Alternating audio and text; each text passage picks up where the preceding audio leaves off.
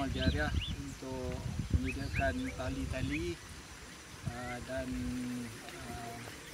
penghalang tek kuning ni di Bukit Tabur West untuk keselamatan pendaki-pendaki, rakan-rakan pendaki yang lain, dan mungkin juga untuk anak-anak dan adik-adik kita, kawan-kawan kita yang lain.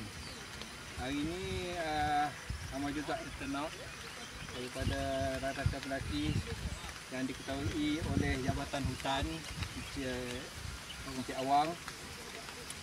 Rakan-rakan pendaki ada yang datang daripada Gate, daripada Source, daripada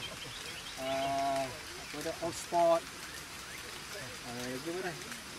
ada majlis sukan, kelab sukan, berbagai kelab sukan lah. Di Saya rasa ada 10 orang, lebih daripada 10 orang lah semuanya di sini.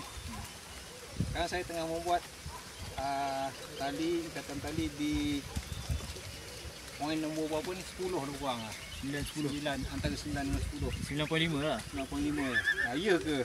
Ada ke 9.5? Lebih kurang lah. Jadi apa ucapan kepada orang yang nak rembat tali ni?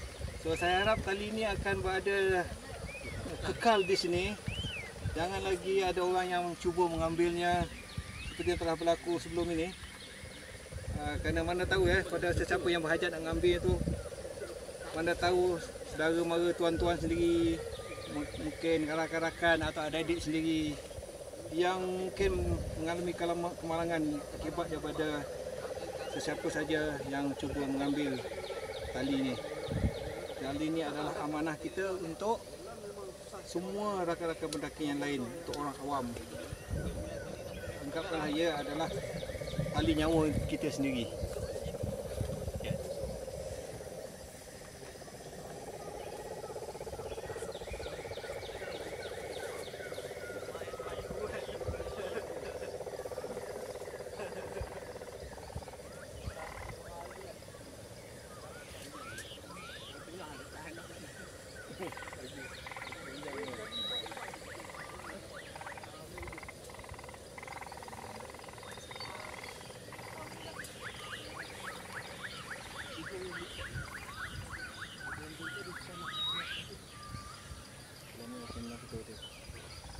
Dah potong lah.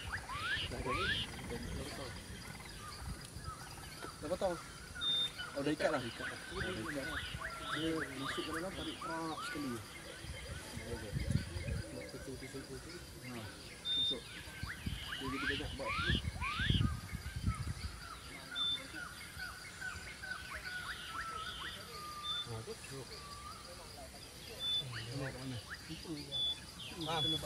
Bang, abang video man. Itu kena seal loh. Boleh tu tadi. Tak boleh sebelah gua. Dia ada satu agak lembut. Tak pun tak ni je lah. Ada tali yang panjang.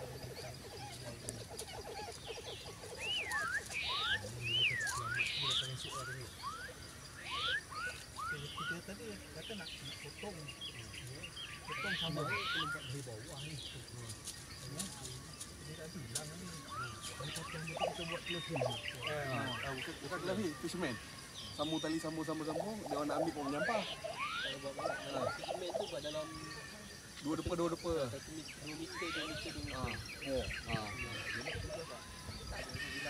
Kita potong dulu. Di atas tak boleh. Kita buat. Besar dia buat.